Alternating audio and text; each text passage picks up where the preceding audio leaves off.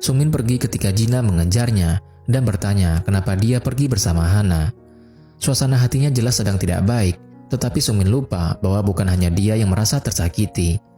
Jina pergi dengan kesal dan bergumam, berkata bahwa hubungan kontrak juga ternyata dapat membawa luka. Di malam itu, Jina tidak sengaja menabrak seseorang yang kemudian mengikutinya. Di sisi lain, Hyuntak marah kepada Sungmin yang tega membiarkan Jina pulang seorang diri.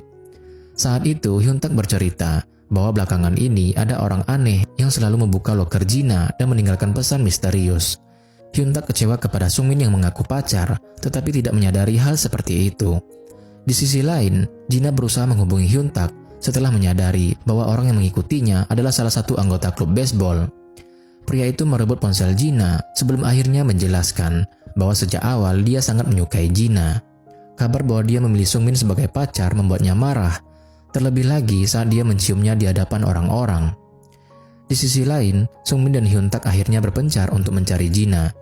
Sungmin berhasil menemukannya, dan akhirnya mereka berhasil melewati malam yang mengerikan itu.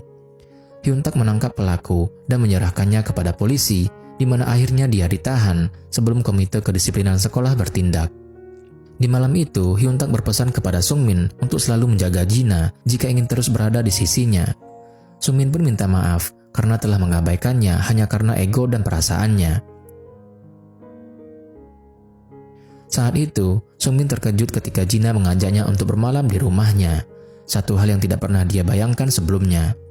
Pada akhirnya, mereka makan bersama untuk merayakan hari jadi yang sebelumnya dibatalkan.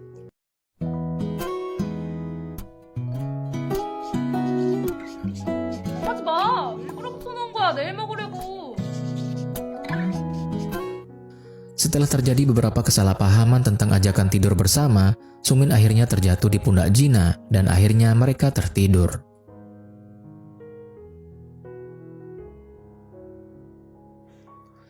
Waktu pun berlalu, Sungmin, Jina, dan teman-teman lainnya termasuk Hyuntak pergi tamasya bersama. Mereka pergi ke salah satu rumah Minji yang kebetulan sangat besar dan tidak berpenghuni. Di sana mereka banyak melakukan hal menyenangkan dan perlahan rasa cemburu di antara Sungmin dan Jina mulai tumbuh. Meski Jina tidak mengakui itu, sikap dan perlakuannya jelas membuktikan bahwa dia tidak rela jika kekasihnya dekat dengan orang lain. Di malam itu, Jina menunjukkan kemampuan bernyanyinya kepada Sungmin. Sebelum akhirnya mereka terbawa suasana dan hampir berciuman. Dari kejauhan, Hana memperhatikan dan nampaknya dia juga mulai menyukai Sungmin. Dia kesal karena merasa terus dikalahkan. Hana menjadi lebih emosional